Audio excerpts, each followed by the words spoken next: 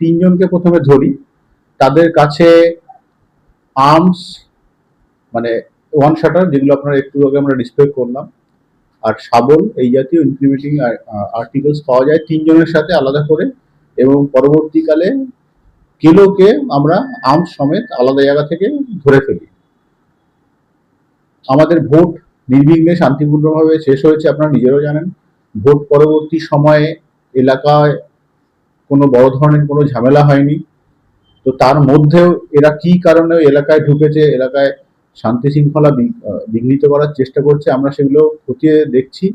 এদেরকে স্পেসিফিক কেসে অ্যারেস্ট করে আমরা এদেরকে পুলিশ কাস্টাডিতে নিয়ে আসব।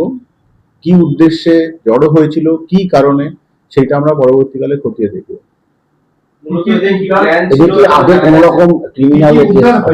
ক্রিমিনাল অ্যাক্টিভিটি বলতে রঞ্জিত সিং এলিয়াস কেলো এলাকার আর কি কুখ্যাত নটোরিয়াস ক্রিমিনাল, আপনারা নিজেরাও শুনে থাকবেন। এর নামে বহু কেস আছে। আমরা মানে গত 1 বছর ধরে চেজও করে যাচ্ছি, এর আগেও অ্যারেস্ট হয়েছে। এলাকায় কোনোভাবে ঢুকতো না, এলাকা ছাড়া করা ছিল।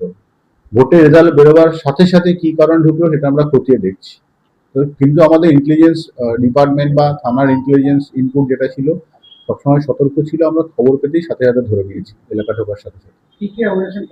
আমরা দুটো ওয়ান শাটার পেয়েছি দুটো টিমের কাছে, একটা স্পেসিফিক্যালি কেলোর কাছ থেকে পেয়েছি। আর বাকি তিনজন সে আছে বাসন, ওদেরও ওই একই এলাকায় বাড়ি, আলাদা করে তিনজন এক জায়গায় জড়ো হয়েছিল, তাদের কাছ থেকেও একটা ওয়ান শাটার এবং অ্যামুনিশন পেয়েছি। এবং তার সাথে শাবল টাবল যেগুলো লোহার থাকে মারার জন্য সেগুলো ছিল। ভোটে কাজে লাগানো হয়েছিল?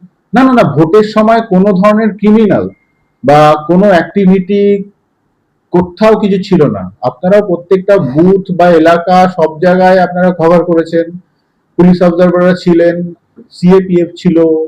ভোট নির্বিঘ্নে শান্তিপূর্ণভাবে হয়েছে, মানুষ নিজের ভোট নিজে দিয়েছে, তারপরেও এলাকায় কোনো কোনো সমস্যা হয়নি। তাহলে আপনাদেরও নজরে আসতো, আমাদেরও নজরে আসতো। আমরা দিন রাত সারাদিন ধরে কিন্তু টহল দিচ্ছি, এখনো অব্দি কন্টিনিউয়াস চলছে, 24 ঘন্টার জন্য টহলদারি চলছে। সিএপিএফ করছে, স্টেট পুলিশ করছে, আমাদের র্যাব বাহিনী আছে, ওসিরা দিন রাত সারাদিন জেগে আছে, আমরাও রাত্রেবেলা নাকা করছি, কালকে ছিল, আজকেও থাকবে সবাই।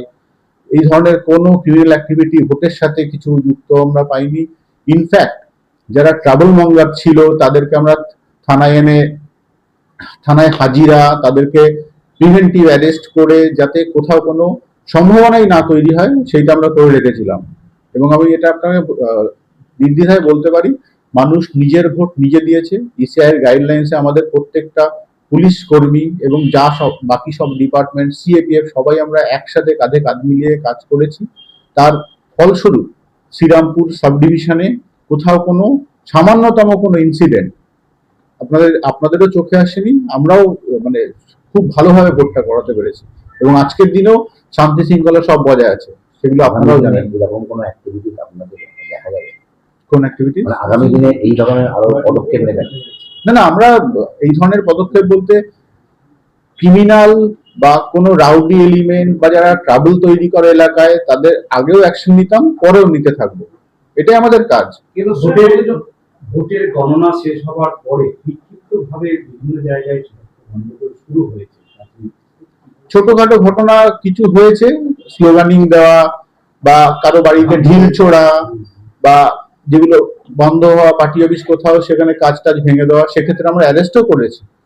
উত্তরপাড়া থানায় যেমন সেটা হয়েছে, রামপুর থানায় ছবি ভেঙে দিয়েছে, এরকম ছোটখাটো। কিন্তু কাউকে মারধর বা পেটানির এই ধরনের কোনো ঘটনা কিন্তু ঘটেনি, ধাক্কাধাক্কি করা এই ধরনের ঘটনা একদমই ঘটেনি। সেগুলো আমরা আমাদের যে 24 ঘন্টা টহল, সিএপিএফ এর যে নজরদারি, কিউআরটি টিম, সবকিছু চলছে বলে এখনো ঠিকঠাক আছে এবং আগামী দিনেও ঠিকঠাক থাকবে। এবং এদের উদ্দেশ্য কি ছিল? উদ্দেশ্য জানার জন্য আমরা এদেরকে পিসিতে নেব, কিন্তু এরা এলাকার নটরাস ক্রিমিনাল। কেলোর যেটা আছে, এ আগে এক্সটর্শন করতো, মানে এলাকার বড় ব্যবসায়ী বা কাউকে ভয় দেখিয়ে টাকা আদায় করতো। সেটা অনেকদিন বন্ধই ছিল, মাঝে মাঝে এলাকাটুকু আমরা তাড়া করে রাখতাম, কিন্তু আবার এই রেজাল্টের সাথে সাথে কি কারণে ঢুকছে আমরা খতিয়ে দেখছি। বিশেষ কোনো রাজনৈতিক দল কি এদের ব্যবহার করছে বলে? না না, কেউ কোনো রাজনৈতিক দলই এই ধরনের জিনিসে ইন্টেলিজেন্স দেয়নি বলেই আমাদের কাছে খবর আছে। আমরাও যদি কারোর সাথে কোনো ইনকিউবেটিং ব্যাপারে যোগাযোগ পাই, তাকেও ধরে ফেলবো, এটা আমরা আশ্বস্ত করতে পারি। মানুষ সুস্থ, স্বাভাবিক এবং নর্মাল জীবন যাপন করবে। ক্রিমিনালদের আমরা বিহাইন্ড দ্য বার্সই রাখবো, তার সাথে অন্য কোনো আপোষের কোনো গল্প নেই।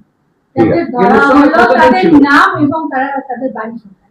আচ্ছা, এই নামগুলো বলে দিই। অঞ্জিত সিং এলিয়াস কেলো, ওর বাড়ি হচ্ছে গিয়ে মাহেশের ওই অঞ্চলেই, ওখানেই থাকে।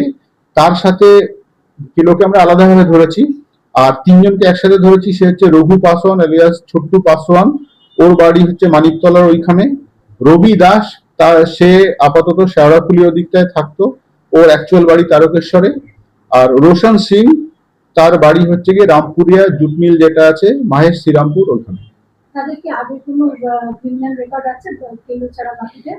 কেলোর আমরা ক্রিমিনাল, যেহেতু হ্যাবিচুয়াল অফেন্ডার, হিস্ট্রি শিটার বলা যায়, ওর রেকর্ড আছে, বাকিদেরটা আমরা খতিয়ে দেখছি।